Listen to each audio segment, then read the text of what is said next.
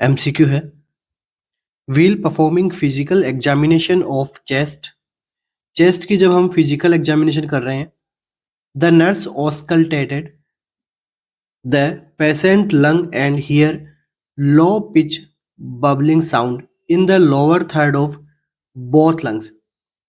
तो देखिए क्या हुआ, नर्स ने क्या किया, लंग्स को ऑस्कल्टेट किया। लंग्स को ऑस्कल्टेट करने पे उसको क्या दिखाई दिया, कि क्या सुनने को मिला उसको, लो पिच्ड बबलिंग साउंड वहां पे सुनने को मिला उसको। कहां पर, lower third of both lungs. ठीक है, क्या बताया गया है कि जो लंग्स के जो लोअर अपने जो पोल रहते हैं, वहां पर यहाँ पे इसको क्या सुनाई दिया है, लो पिच्ड बबलिंग साउंड सुनाई दिया है। How should the nurse document this finding. अब जो है नर्स इन साउंड की डॉक्यूमेंटिंग किस तरह करेगी, कौन सा ऑप्शन यहाँ पर करेक्ट रहेगा। Inspiratory crackles at the bases, कि भाई बेस पे जो साउंड आपको मिला है क्या वो क्रैकल है, क्रैकल साउंड है। Expiratory VJs in both lungs, कि जो साउंड वो आपको सुनने को मिला है वो वीजिंग साउंड है, बोथ लंग्स से आ रहा है।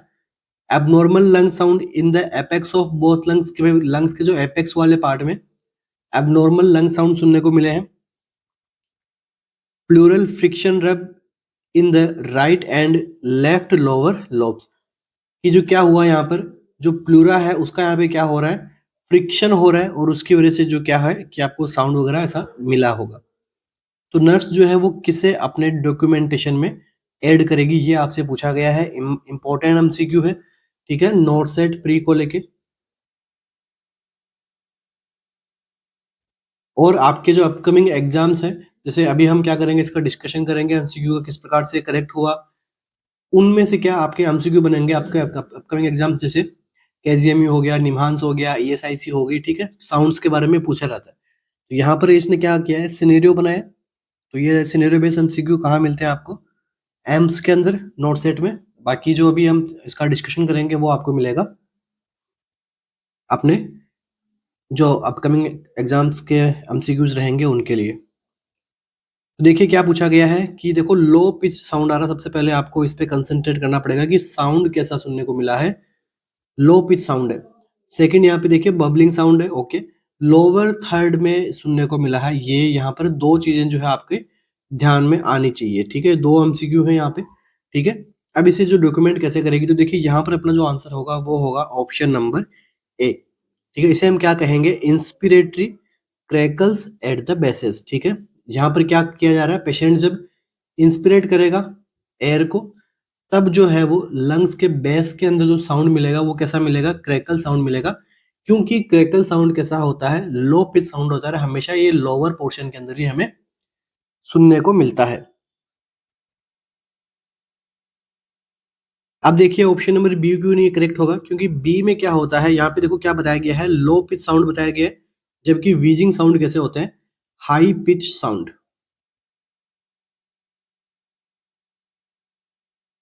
ठीक है, हाई पिच साउंड होते हैं, और ये एक्सपिरेटरी और इंस्पिरेटरी दोनों में ही सुनने को मिल सकते हैं आपको। ठीक है, इसलिए अपना ऑप्शन नंबर बी यहाँ पे करेक्ट नहीं होगा।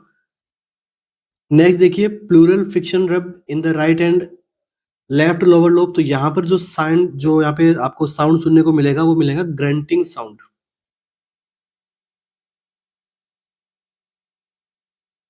कैसा साउंड सुनने को मिलेगा, ग्रंटिंग साउंड। ठीक है, तो इसलिए अपना जो करेक्ट आंसर क्या होगा, क्योंकि एक तो क्या है लो पिच साउंड है, दूसरा क्रैकल क्या होते हैं, लो पिच साउंड होते हैं, एंड बबलिंग साउंड होते हैं।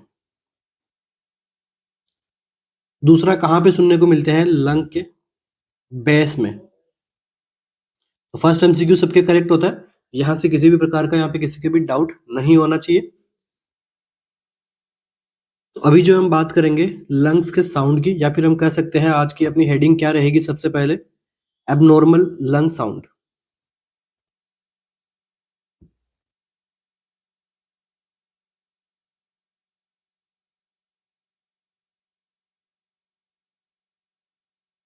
तो ये जो साउंड्स अभी हम डिस्कस करेंगे ये आपके अदर एग्जाम्स के अंदर इंपॉर्टेंट रहते हैं। ठीक है, तो साथ साथ में नोट डाउन करते जाइएगा। सबसे पहले मैं आपको डायग्राम बना के इनकी लोकेशन समझाऊंगा कि कहाँ कहाँ पे कौन कौन से साइन जो होते हैं इंपॉर्टेंट है। देखिए सबसे पहले मैं यहाँ पे लंग्स बना लेता हूँ। ये अपना क्या हो गया, ट्रेकिया हो गया। ट्रेकिया आगे जाके बाइफरकेट होता है, डिवाइड होता है। यहाँ से ब्रांचेज इसके निकलना शुरू हो जाती है, ठीक है।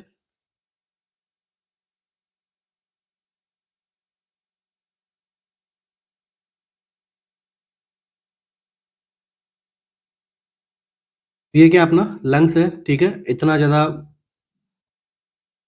डायग्राम में इतना ज़्यादा परफेक्ट नहीं हूँ, तो थोड़ा एडजस्ट कर लेना, ओके। इस वाली कैविटी में अपना क्या रहता है, हार्ट रहता है, तो थोड़ा यहाँ पे लेफ्ट साइड का लंग्स जो है वो थोड़ा आपको अलग से देखने को मिलता है हमेशा, आप जब इमेज भी देखते हो तो। अब देखो, याद करना है हमें, तो सबसे पहले क्रैकल की बात कर लेते हैं। तो क्रैकल कहाँ पे सुना जाता है, तो बेस के अंदर। तो यहाँ मैं मेंशन कर देता हूँ क्रैकल।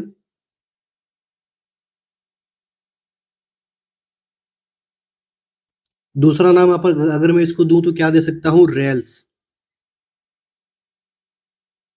इधर भी क्रैकल या फिर रेल्स। इसी के सराउंडिंग ही सिमिलर ही इस साइड में क्या साउंड सुनाई दे सकता है आपको, प्लूरल फ्रिक्शन रब।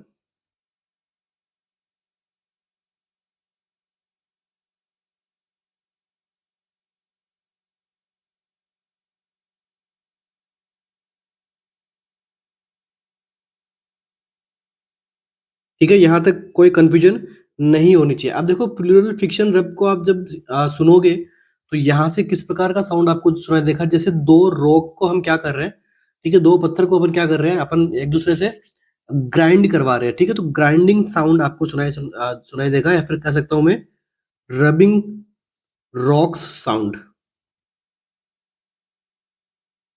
क्रैकल्स के बारे में हमने पढ़ लिया था, क्या होते हैं, लो पिच होते हैं,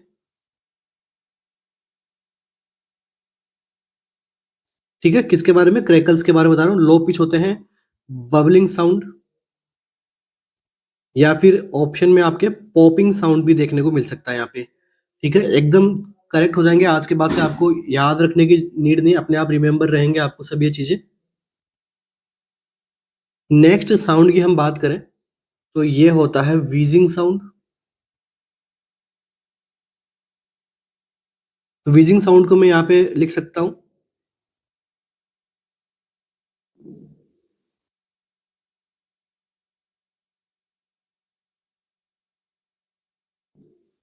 ठीक है। वीजिंग साउंड किसमें देखने को मिलता है, अस्थमा के अंदर जब एयरवे क्या होते हैं, नैरो होते हैं, ठीक है। इंस्पिरेटरी एक्सपिरेटरी में दोनों में ही आपको वीजिंग साउंड सुनने को मिलता है, हाई पिच साउंड होते हैं। अभी मैं इनको अलग से और डिफरेंशिएट करूंगा, ताकि इनके मैं कैरेक्टर बता सकूं, कौन कौन सी कंडीशंस के अंदर हम इनको देखते हैं, क्योंकि एक एमसीक्यू हर एग्जाम में बनता है, या तो इसके सिनेरियो से बना लो, या फिर डायरेक्ट आपको साइंस सिम्टम से पूछ लेते हैं कि इस डिजीज में किस प्रकार का साउंड आपको सुनने को मिलेगा। नेक्स्ट एक और साउंड होता है, जो जो मैं कहाँ पे डिफरेंशिएट कर रहा हूँ, ट्रेकिया के लोअर पोर्शन के अंदर। इसे हम क्या कहते हैं, स्ट्राइडर। इमरजेंसी कंडीशन होती है ये, जहां पर ये साउंड सुनने को मिलता है, वो एक प्रकार से इमरजेंसी में उसको क्या करना चाहिए, ट्रीट करना पड़ता है। नेक्स्ट, यहीं पे एक साउंड और आपको सुनाई देता है दोनों ही साइड के अंदर। इस साउंड को हम क्या कहेंगे, रॉन्ग के साउंड,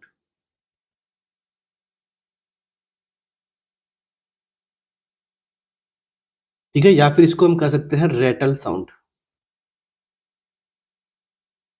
तो ये हो गए साउंड से रिलेटेड, कि लोकेशन में अगर आपसे पूछे तो आप आराम से आप बता सकते हो कि लंग्स के बेस में कौन से साउंड मिलेंगे, ठीक है। और जो बेस में साउंड मिलेंगे वो कैसे होते हैं, लो पिच साउंड होते हैं, ठीक है। और बाकी जो अपर एयरवे की अपर साइड में मिलते हैं, ठीक है, वो कैसे होते हैं, हाई पिच होते हैं, ठीक है। स्टार्डर जैसे हाई पिच साउंड है, वीजिंग हाई पिच साउंड है, ठीक है। तो इस प्रकार के साउंड आपको सुनाई देने को मिलते हैं। टॉपिक क्या है अपना, अबनॉर्मल लंग साउंड।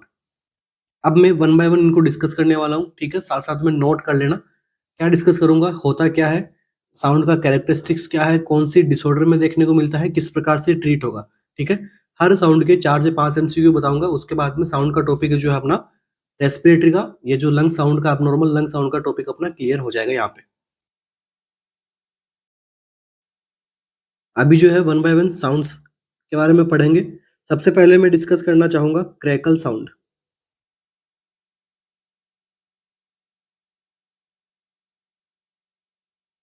या फिर इसको मैं क्या कह सकता हूँ, रेल्स। तो देखिए क्रैकल साउंड आपको जो है वो क्या, सबसे पहले तो क्या कोज होगा इसका। कोज की हम बात करें, due to collapse and small airway. ठीक है, कोलैप्स हो जाए कोई एयरवे का जो रास्ता है वो, या फिर स्मॉल एयरवे हो जाए। ठीक है, अब इसके साथ में प्लस इंटरमिटेंट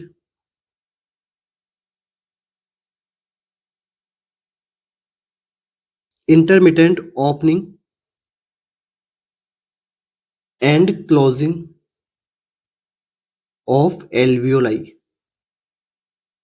तो साउंड जो सुनाई देगा वो कौन सा होता है, क्रैकल साउंड होता है। अब हम बात करें इसकी लोकेशन की, कोड से भी एमसीक्यू बना हुआ है, लोकेशन से भी बना हुआ है। लोकेशन से जैसे अभी अपना एमसीक्यू था ही, ठीक है। लोकेशन की हम बात करें तो कहाँ पे सुनाई देता है, लोअर लॉब्स, या फिर हम कह सकते हैं बेस ऑफ लंग्स। ये भी ऑप्शन में ना रहे तो क्या लिख सकते हो, डिस्टल एयरवेज में। डिसऑर्डर की हम बात करें तो डिसऑर्डर में क्या आएगा, pulmonary oedema,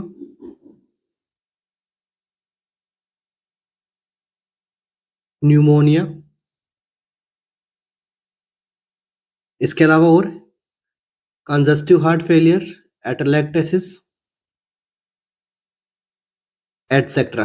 basically lower lobe यहाँ पे अगर इन्फ्लाम्ड होगा तो क्या साउंड सुनाई देगा, क्रैकल साउंड आपको सुनाई देगा। ट्रीटमेंट की हम बात करें कैसे ट्रीट करेंगे, तो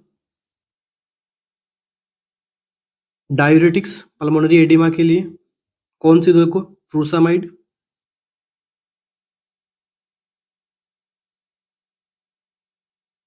और क्या दोगे, इन्फेक्शन है तो एंटीबायोटिक्स। तो ये हो गया आपका कौन सा, क्रैकल साउंड यहाँ पे कंप्लीट। नेक्स्ट साउंड की हम बात करते हैं वीजिंग साउंड।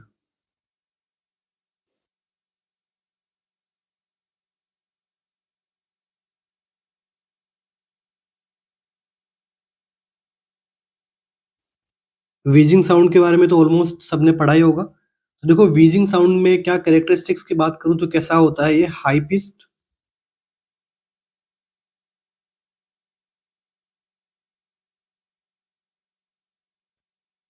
और यहाँ से थोड़ा और एडवांस एमसीक्यू पूछे कि ये मेनली कब सुना देता है, इंस्पिरेटरी के टाइम पे या एक्सपिरेटरी के टाइम। देखो दोनों टाइम दोनों में ही करेक्ट है, मगर फिर भी वो ऑप्शन में इंस्पिरेटरी भी दे दे और एक्सपिरेटरी भी दे दे, तो उस कंडीशन में आपको क्या करेक्ट करना है, हेड मेनली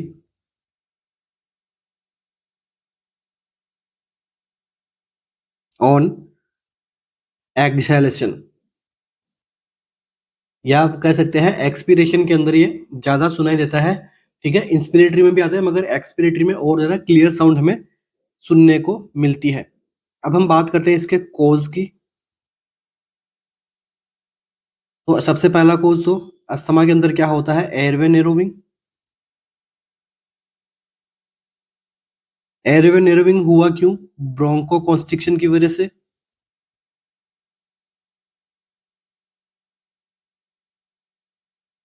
ब्रोंको कॉन्स्ट्रिक्शन क्यों हुआ, इन्फ्लामेशन की वजह से। चलिए कोज देख लिया। लोकेशन की हम बात करें, देखिए मोस्ट कॉमन लोकेशन ही हम पढ़ रहे हैं यहाँ पे, ऐसा नहीं कि और कहीं पे साउंड नहीं सुना सकता। एयरवे कहीं भी नैरो हो सकता है, ठीक है, मगर कॉमनली कहाँ पे देखने को मिलती है प्रॉब्लम, तो उसकी बात करते हैं। तो देखिए सबसे पहले तो कंप्लीट चेस्ट वॉल में कहीं भी सुनाई दे सकता है, मगर फिर भी अगर पूछा जाए तो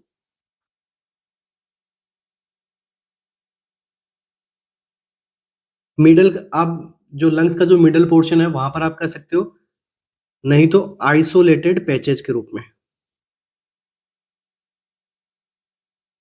क्योंकि एयरवे तो कहीं से भी नेरो हो सकता है, कॉन्स्ट्रिक्शन आ सकता है, जहां पर कॉन्स्ट्रिक्शन आएंगे वहां पर जो है वो व्हीजिंग साउंड सुनने को मिलेगा। मगर ज्यादातर कहाँ मिलता है, जो मिडल एयरवे के अंदर, जहां से वो अपना जो बाइफरकेट वगैरह होते रहते हैं अंदर ब्रोंकियोल्स तक आगे जाता है, तो वहां पर क्या होता है, नेरोविंग होगी, मोस्ट कॉमन वही सुना देता है। नेक्स्ट हम बात करते हैं कौन कौन सी डिसऑर्डर में सुनाई देगा। डिसऑर्डर की हम बात करें, सबसे ज्यादा और सबसे कॉमन किसमें होता है, अस्थमा के अंदर, अस्थमा एक्सार्सेशन के अंदर, और सीओपीडी के अंदर। ट्रीटमेंट, ट्रीट कैसे करें, तो देखो ट्रीटमेंट के लिए यहाँ पे क्या होगा, अपना मिनोमिक है एम, ए से क्या होगा, एल्ब्यूट्रोल, आई से क्या होगा, इप्राटोपियम, एंड एम से क्या होगा, मैथिल प्रेडनिसोलोन।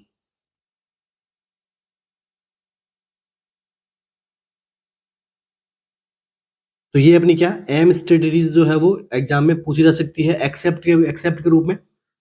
एक ऑप्शन और दे दिया, फिर पूछा कि एम स्टडीज के अंदर कौन सा नहीं आएगा, तो ऐसे आपका एमसीक्यू बन सकता है, न्यू एमसीक्यू बनेगा अगर ऐसा बनेगा तो। वीजिंग साउंड भी हो गया, हाई विच, या फिर अपन कर सकते हैं विस्लिंग साउंड।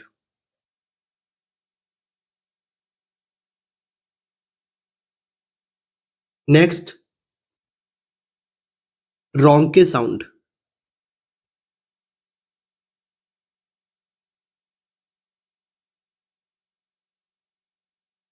तो ये किस प्रकार का साउंड होता है, तो देखिए deep and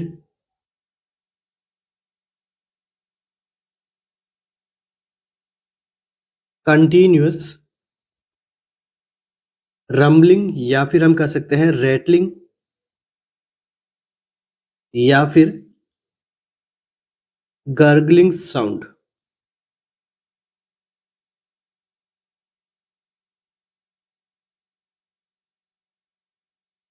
lower pitch than wheezing sound. भाई जितनी पिच थी, व्हीजिंग साउंड कैसा था, हाई पिच साउंड था, मगर उसके जितनी हाई पिच नहीं रहेगी, उससे कम रहेगी, मगर क्रैकल से ज्यादा रहेगी। ठीक है, तो यहाँ पे अगर आपको पूछे कि कौन सा ज्यादा रहेगा क्रैकल में और रोंकी के अंदर हाई पिच साउंड, तो आपको क्या करेक्ट करके आना है, रोंकी साउंड यहाँ पे ज्यादा हाई मिलेगा क्रैकल्स के कंपैरिजन के अंदर, मगर व्हीजिंग से कम मिलेगा। कॉज की हम बात करें,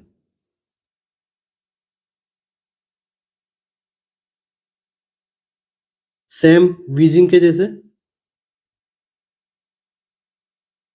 एयरवे कैसा होगा इसके अंदर भी, नैरो देखने को मिलेगा, और बॉडी सिक्रेशंस जो है वो यहाँ पे आके जमा हो जाएंगे, तो जिसकी वजह से साउंड कैसा देखने को मिलेगा, लोअर पिच में मिलेगा। व्हीजिंग मतलब एयरवे तो यहाँ पर भी कॉम्प्रोमाइज हो रहा है, मगर सिक्रेशंस यहाँ पे ज्यादा देखने को मिलेंगे, तो यहाँ पे पिच जो है वो कैसी रहेगी, स्लाइटली लो रहेगी व्हीजिंग के कंपैरिजन में। अब हम बात करें इसकी लोकेशन की। लोकेशन में क्या आएगा, मैंने जब इमेज आपको बनवाई थी, तो आप इमेज देख सकते हो अगर आपने नोट डाउन की है अपने नोट्स के अंदर, तो ब्रोंकई के अंदर ब्रोंकई लिख सकते हैं, मगर एक चीज ध्यान में रखना, नॉट एल्वियोलाई। ये बात आप ध्यान में रखना, एल्वियोलाई में करेक्ट मत करके आ जाना, वहां अगर ऑप्शन में आपको ब्रोंकई एल्वियोलाई सब मिले, तो यहाँ पर आपका आंसर क्या रहना चाहिए, ब्रोंकई नॉट एल्वियोलाई। या फिर कुछ इतना भी नहीं पता तो आप क्या लिख सकते हो, सेंटर ऑफ चेस्ट। ये भी आप ध्यान में रख सकते हो, भाई कहाँ सुनोगे रोंके साउंड को, तो सेंटर ऑफ चेस्ट में। इसके अलावा some time trachea lower part के अंदर भी सुनाई दे सकता है। डिसऑर्डर की हम बात करें,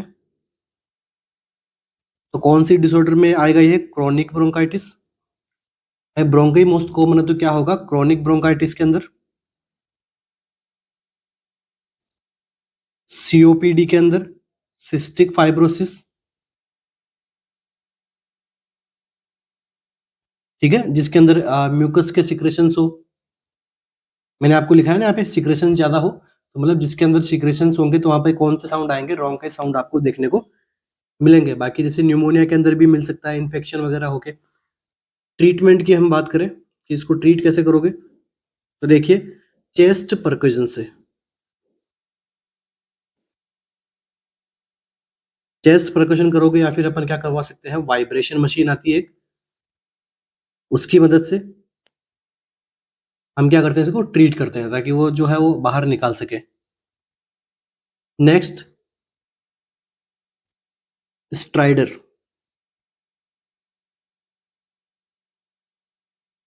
इसके बाद में अपने जो इन लंग साउंड की क्लास में नहीं लूंगा नॉर्थ साइड के अगले एग्जाम तक, तो इससे पहले आप ध्यान में रखना, अगर कंटिन्यू क्लासेस अगर चलेगी अपने यहाँ पे सेशन के ऊपर डेली चलती रहेगी क्लासेस, तो आगे मैं लंग साउंड नहीं पढ़ाऊंगा। ठीक है, मैं बता दूंगा कि मैंने प्रीवियस क्लासेस के अंदर पढ़ाया हुआ है और मैं थंबनेल में भी डाल दूंगा लंग साउंड करके। ठीक है, तो वहां पर आप आराम से आप इसको देख सकते हो, अपना रिवाइज कर सकते हो अगर कोई नोट्स नहीं बना रहा है तो। देख लीजिए, जो स्ट्राइडर साउंड होता है ये किस प्रकार का साउंड, आपको सबसे पहले इसका कैरेक्टरिस्टिक्स की हम बात करें तो कैसा होता है, हाई पिच साउंड,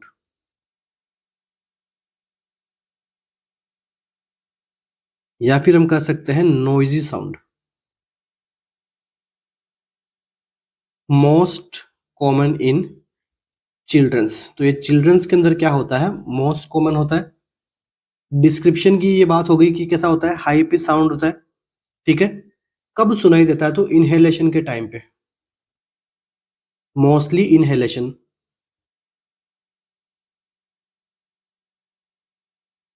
एक तरीके से क्या होती है इसके अंदर, मेडिकल इमरजेंसी है ये। क्यों है, क्योंकि यहाँ पर क्या हो रहा है, एयरवे ऑब्स्ट्रक्शन हो रहा है यहाँ पे। इमेज देखोगे, जब मैंने इमेज बनाई थी, इमेज देखोगे तो मैंने आपको क्या बताया था, तो ट्रेकिया के जो लोअर पार्ट के अंदर यहाँ पे आके कुछ अगर अटक जाएगा तो उससे क्या होगा, स्टाइडर वाली हाई पिच साउंड आपको सुनने को मिलेगी। यहाँ तक किसी का कोई डाउट नहीं है। चलिए, एयरवे ऑब्स्ट्रक्शन के बारे में हो गया कि कोज क्या हो सकता है इसका, एयरवे ऑब्स्ट्रक्शन हो सकता है। नेक्स्ट हम बात करते हैं इसकी लोकेशन की,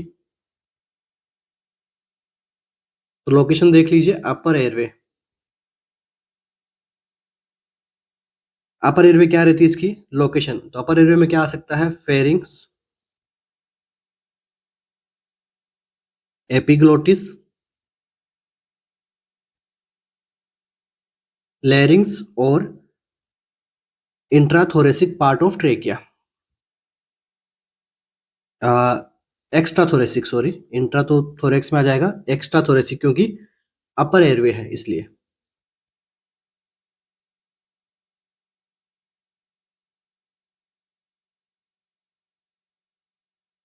जो नीचे वाला जो पार्ट था ट्रेकिया का, तो यहाँ वाला पार्ट जो थोरेक्स के ऊपर साइड में रहता है, ठीक है, तो वहां पर क्या हो सकता है, आके ऑब्स्ट्रक्शन हो सकता है, जिसकी वजह से जो साउंड मिलेगा वो कैसा होता है, स्टाइडर साउंड होता है। एक तरीके से मेडिकल इमरजेंसी होती है, जल्दी जल्दी इसको ट्रीट करना होता है। डिसऑर्डर की हम बात करें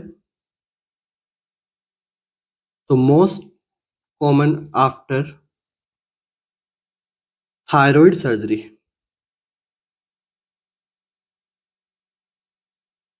थायराइड सर्जरी के बाद में कौन से प्रकार का साउंड मोस्ट कॉमन सुनने को मिल सकता है, आंसर क्या रहेगा, स्ट्राइडर साउंड। या फिर कोई फॉरेन बॉडी आके यहाँ पे फंस गई हो गले के अंदर तो क्या साउंड आएगा, स्ट्राइडर साउंड आता है। क्रॉप, अपर रेस्पिरेटरी प्रॉब्लम है क्रॉप, ठीक है, एपिग्लोटाइटिस, क्रॉप, ये सारी जो कंडीशंस है ये यहाँ पर देखने को मिलेगी। ट्रीटमेंट कैसे करोगे, सर्जरी, जो एयरवे में जो ऑब्स्ट्रक्शन आया उसको बाहर निकालोगे।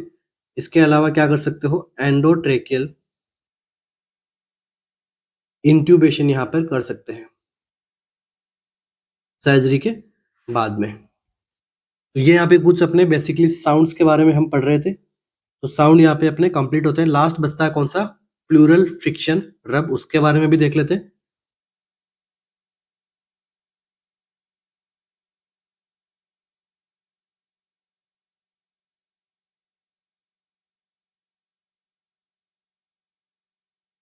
तो देखिए यहाँ पर जो साउंड सुनने को मिलेगा, इसका कैरेक्टर हम बात करें सबसे पहले, तो साउंड सुनने को मिलेगा, कैसे मिलेगा, रबिंग रॉक साउंड।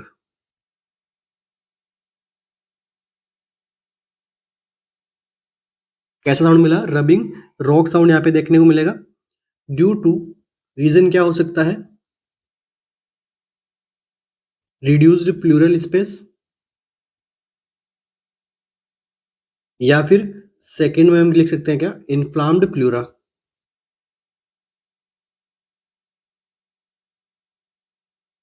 कैसा साउंड होता है MCQ, low pitch and harsh sound.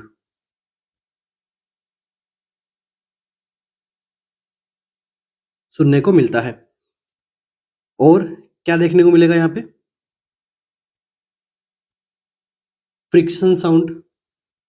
भाई फ्रिक्शन होगा तो उसके कैसा साउंड आता है, उस प्रकार का साउंड यहाँ पर भी सुनने को मिल सकता है। कॉज की बात होगी, यहाँ पे कॉज है इसके। लोकेशन की हम बात करें तो देखिए, एंटीरियर लेटरल लंग ड्यूरिंग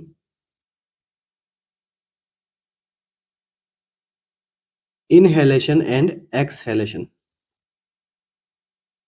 जब हम इनहेलेशन करेंगे या फिर एक्सहेलेशन करेंगे तो कहाँ आएगा, anterior lateral side of lungs में साउंड सुनाई देगा हमें। क्या साउंड सुनेंगे, प्लूरल फ्रिक्शन रब साउंड सुनाई देगा। डिसऑर्डर की हम बात करें, देखिए हर एक साउंड के अंदर 4 से 5 एमसीक्यूज बन रहे हैं, अच्छे एमसीक्यू बन रहे हैं। तो ये फिफ्थ साउंड हम डिस्कस कर रहे हैं, तो देख लो एक ही एमसीक्यू के अंदर 25 से 30 एमसीक्यूज हम यहाँ पे निकाल के लेके आ रहे हैं। अब इनको अलग अलग आप ये याद कर सकते हो, इनको रिवाइज कर सकते हो, ठीक है।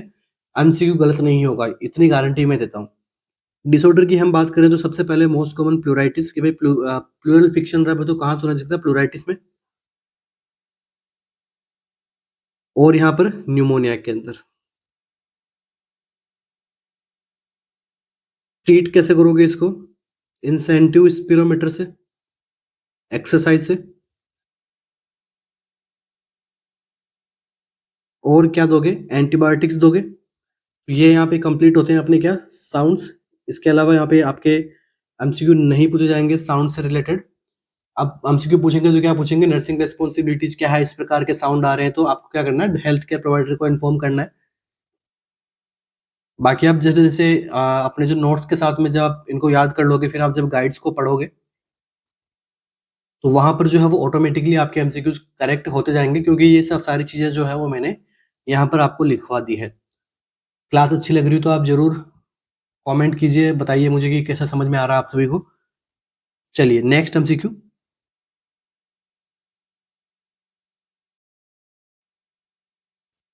a 16-year-old patient involved in a motor vehicle accident arrives in the emergency department unconscious and severely hypotensive। ठीक है, अनकॉन्शियस है और यहाँ पे हाइपोटेंसिव भी है। कैसा हाइपोटेंसिव है, सीवियरली हाइपोटेंसिव है। He is suspected to have several fractures of his pelvis and legs।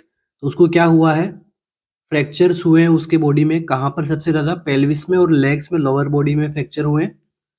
Which of the following parental fluid is best choice for his current condition। तो कौन सा यहाँ पर पेरेंटल फ्लूइड उसको लगाएंगे जो उसके बेस्ट चॉइस रहेगा, fresh frozen plasma, 0.9% sodium chloride, lactated Ringer solution, या फिर पैक्ड रेड ब्लड सेल।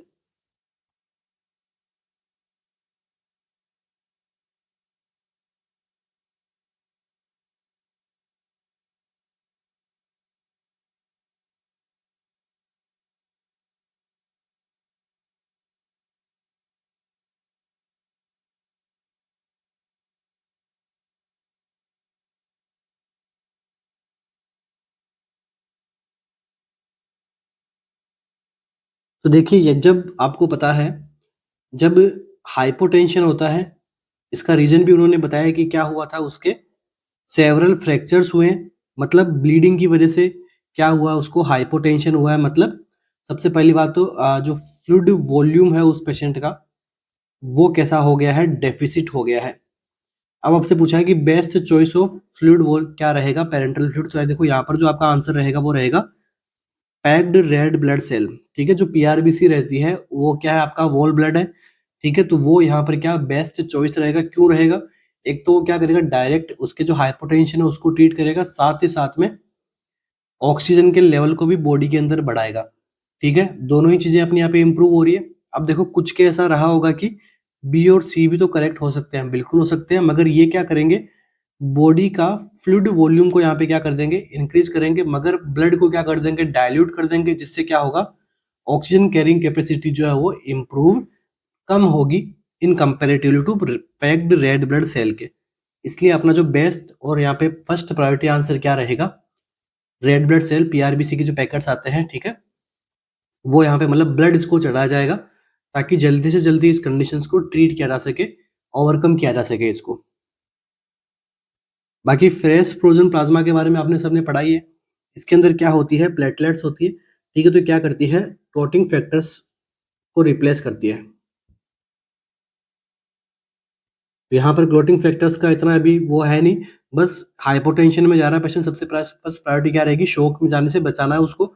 तो प्रायोरिटी वाइज अपना आंसर क्या रहेगा, पैक्ड रेड ब्लड सेल। बाकी अपन सभी लगा सकते हैं, ऐसा कुछ नहीं है, मगर यहाँ पे क्या पूछा आपको, बेस्ट चॉइस के बारे में पूछा है ना, इसलिए आपका आंसर क्या रहेगा, option number D.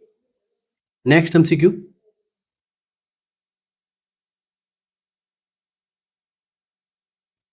which of the following fluid type is used to manipulate fluid shift among compartments। ठीक है, क्या पूछा गया है आपसे कि लाइक जैसे फॉर एग्जांपल दो कंपार्टमेंट है, अब ऑप्शंस में से कौन सा ऐसा फ्लूइड है जो क्या करता है, फ्लूइड की शिफ्टिंग को क्या करता है, मैनिपुलेट करता है, इधर से उधर कर देगा या फिर इधर उधर करने में काम आ सकता है, मतलब फ्लूइड की शिफ्टिंग को कौन मैनिपुलेट कर सकता है ऑप्शंस के अंदर, वॉल ब्लड करेगा, टीपीएन करेगा, एल्बुमिन करेगा या फिर एंश्योर करता है।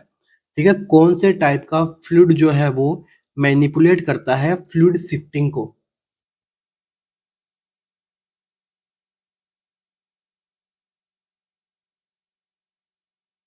तो देखिए यहाँ पर जो अपना आंसर रहेगा वो रहेगा एल्बुमिन।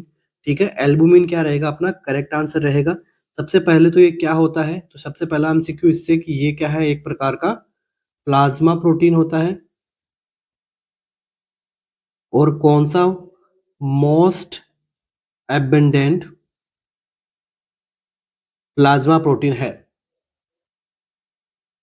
सेकंड हम बात करते हैं कि ये क्रिस्टलोइड है या कोलोइड है, तो ये क्या होता है, कोलोइड होता है, कोलोइड फ्लूइड की कैटेगरी के अंदर आता है। और ये क्या करता है, ऑनकोटिक प्रेशर को मेंटेन करता है।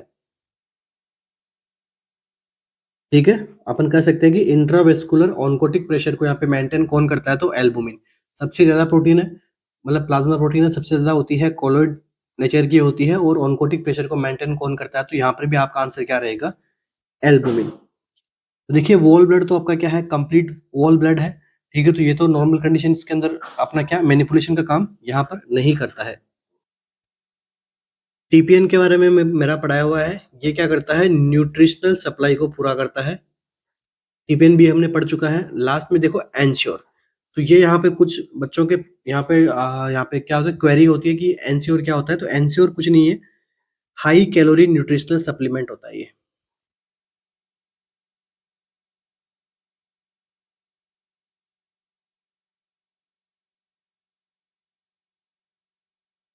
ठीक है, तो यहाँ पे हाई कैलोरी न्यूट्रिशन सप्लीमेंट भी यहाँ पे जो है वो फूड शिफ्टिंग को मैनिपुलेट नहीं कर सकता है, तो कौन करता है, एल्बुमिन प्रोटीन जो है वो यहाँ पर ये कोज करता है। Next, which of the following functions will be affected if abducens nerve is injured। ठीक है, अगर आपकी एब्डुसेंस नर्व या फिर अगर किसी पेशेंट की एब्डुसेंस नर्व को अगर क्या हो जाए, इंजरी हो जाए, तो यहाँ पर जो कौन सा फंक्शन जो है वो अफेक्ट होता है, movement of eyeball, movement of tongue swallowing या फिर मूवमेंट ऑफ नेक, कौन सा फंक्शन जो है यहाँ पर अल्टर होता है या फिर अफेक्ट होता है अगर एब्डुसेंस नर्व जो है वो इंजर्ड हो जाती है तो।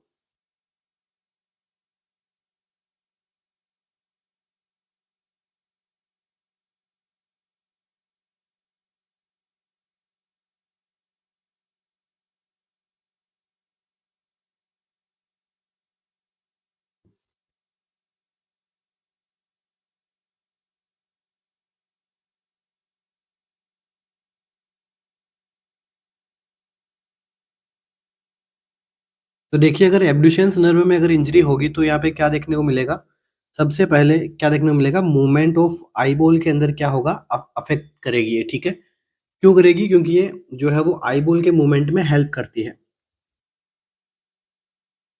कौन सी नर्व होती है, तो 6 नंबर नर्व होती है ये। कौन सी मसल को सप्लाई होती है, तो आई की जो एक्सटर्नल रेक्टस मसल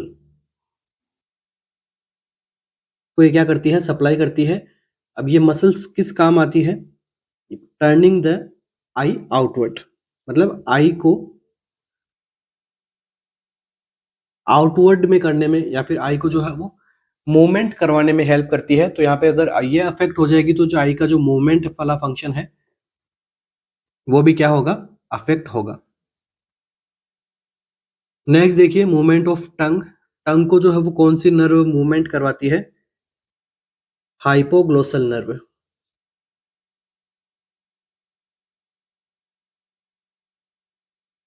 तो ये जो अभी हम डिस्कशन कर रहे हैं, ऐसे एमसीक्यू जो है आपके निम्हांस में, केजीएमयू के अंदर, ठीक है, ईएसआईसी के अंदर, और जी जिपमेर हो गया, यूपी यूएमएस हो गया, ठीक है, यूपी पीएसएससी के अंदर, इस प्रकार के एमसीक्यूज आपको देखने को मिलेंगे। और बाकी अपनी जो कंप्लीट क्लासेस जो भी रनिंग है यूट्यूब के ऊपर, ये हर एग्जाम के लिए है, ऐसा नहीं कि कोई एक एग्जाम पर्टिकुलर अगर हम कंसिडर करके अगर हम बात करते हैं तो, ठीक है, क्योंकि अपने जो कंटेंट है वो काफ़ी अच्छा हम रखते हैं, ठीक है, टू द पॉइंट रखते हैं, क्वेश्चंस भी काफ़ी अच्छे हैं, सारे के सारे एमसीक्यूज कैसे हैं, पीवाईक्यू हैं, ठीक है। एक बात ध्यान रखना, कोई भी यहाँ पे एमसीक्यू जो है वो गाइड से नहीं है, पीवाईक्यू एमसीक्यूज है, जो प्रीवियस ईयर एमसीक्यू आ चुके हैं एग्जाम्स के अंदर, चाहे वो ईएसआईसी का एग्जाम हो, निमांस का हो, एम्स का हो, सभी के जो वहीं से एमसीक्यू अपन लेते हैं, यहाँ पर हम डिस्कस करते हैं और उन टॉपिक को पढ़ते हैं। हो सकता है नेक्स्ट एमसीक्यू वो नहीं बन के दूसरी टॉपिक में से कुछ और आपके बन के आपके सामने आए, इसलिए।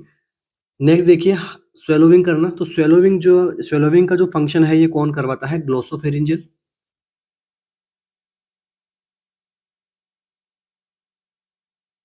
मूवमेंट ऑफ नेक कौन करवाता है, तो facial nerve,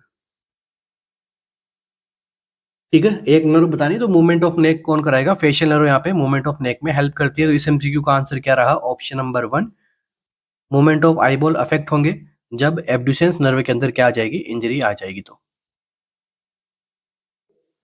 the nurse monitors a patient after chest tube placement for a hemopneumothorax, ठीक है। एक नर्स मॉनिटर कर रही है एक पेशेंट को जिसको क्या कंप्लेंट थी, हीमो न्यूमोथोरेक्स था उसको, साथ में उसको क्या लगाया गया है, चेस्ट ट्यूब प्लेसमेंट किया गया है उसके।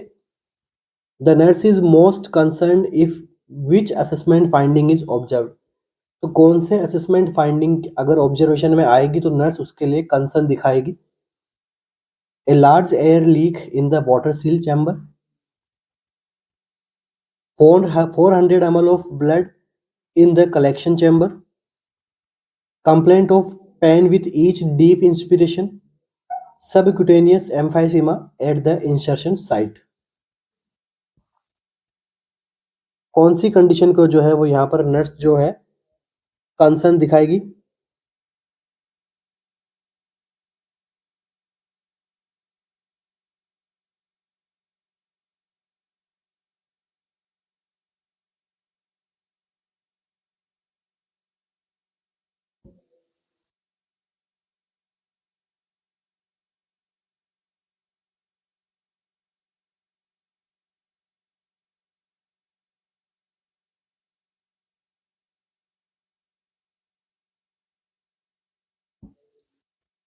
तो देखिए यहाँ पर जो कंसर्निंग जो पॉइंट है वो है अपना ऑप्शन नंबर बी।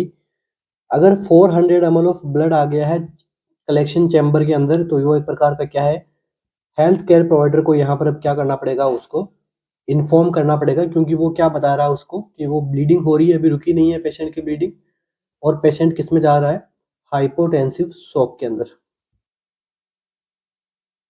अगर किसी को शॉक के बारे में क्लास लेनी है तो मेरी कंप्लीट यूट्यूब के ऊपर अच्छे से डिस्कस किया हुआ क्लास पढ़िए, उसे जाकर एक बार से वापस आप रिव्यू कर सकते हो। अब देखिए यहाँ पे ऑप्शन नंबर ए में क्या है, a large air leak in the water seal chamber. जब हम चेस्ट ट्यूब प्लेसमेंट करते हैं तो कुछ टाइम ऑफ मिनट्स के तक क्या आपको देखने को मिल सकता है, ब्रिस्क एयर देखने को मिल सकती है आपको, नॉर्मल है, कोई प्रॉब्लम वाली बात नहीं है। कंप्लेंट ऑफ पेन, पेन देखिए चेस्ट ट्यूब लगी है तो थोड़ा इंसिजन की साइट पे पेन हो सकता है, तो वो एक आप प्रकार से इतना इमरजेंसी वाली या फिर कंसर्न दिखाने वाली बात नहीं, जितना ऑप्शन के अंदर अपनी प्रायोरिटी की बात करें तो उतनी प्रायोरिटी वाली पॉइंट नहीं है। सबक्यूटेनियस एम्फाइसेमा, सबक्यूटेनियस एम्फाइसेमा क्या, सबक्यूटेनियस टिश्यू के अंदर यहाँ पे स्लाइटली क्या चली जाए, एयर चली जाए, तो ये कंसर्न की बात हो सकती है ये, मगर ये कहाँ बता रहा है, इंसर्शन साइट पे, तो मतलब इंसर्शन साइट पे हुआ है, अंदर लंग्स के साइड में कहीं पे भी ऐसा कुछ नहीं दिख रहा है आपको, तो मतलब ये भी सेकंड आप कह सकते हो इसको, सेकंड प्रायोरिटी, मगर यहाँ पर ये इतना नहीं है, ठीक है। अगर कंटिन्यू जो है वो एयर लीकेज आपको देखने को मिल रहा है, ठीक है, तो फिर से आप इसको एक बार से कलेक्शन चैम्बर को आपको चेक करना पड़ेगा आपको जो है वो, ठीक है। इंटरमीडिएट बबलिंग होनी चाहिए, ऐसा नहीं कंटिन्यूस बबलिंग देखने को मिले, इंटरमीडिएट बबलिंग अच्छी आंसर माना जाता है अपना कंटिन्यूस बबलिंग के कंपैरिजन के अंदर। ओके, नेक्स्ट एमसीक्यू,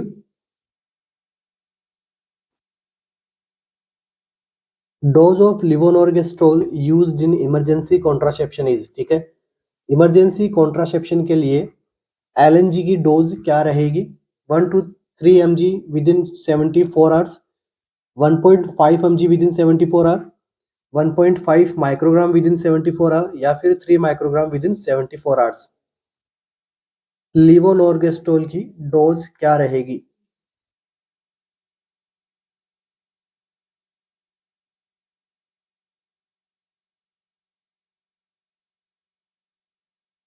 क्या रहेगा करेक्ट आंसर यहाँ पर?